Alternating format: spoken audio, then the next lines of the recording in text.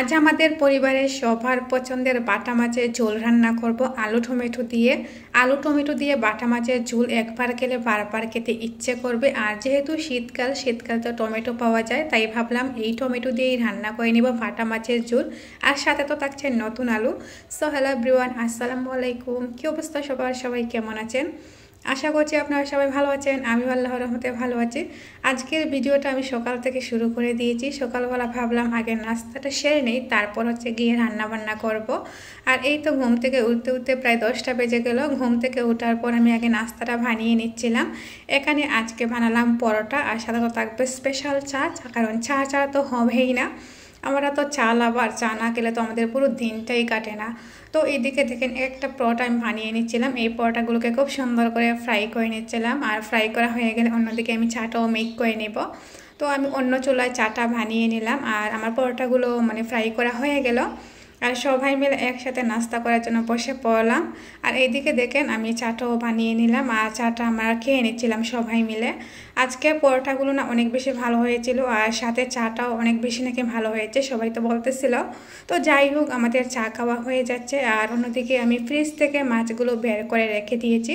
আজ বাটা মাছের ঝোল রান্না করব মাটির চুলায় তো রান্না করলে খেতে ভালো লাগে, আর স্বাদটাও কিন্তু অসাধারণ হয়। তো আমি বাটা মাছগুলো এখানে মরিচের গুঁড়া, হলুদের গুঁড়া, লবণ দিয়ে মাখিয়ে রেখে দিয়েছি, যাতে সুন্দর মতো ফ্রাই করা যায়।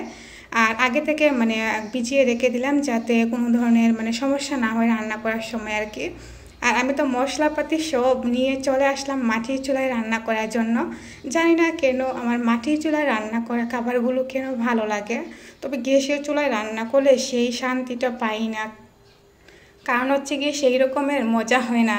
আর এই রকম রান্না করলে না অনেক ভালো লাগে মাটির চুলায়। তো আমি ফ্রাই করে নিচ্ছিলাম, দেখেন খুব সুন্দর করে ফ্রাই করে নিলাম। আর আমার ফ্রাই করা হয়ে গেল। ফ্রাই করার পর এখন তো আমি রান্নাটা বসিয়ে দিব।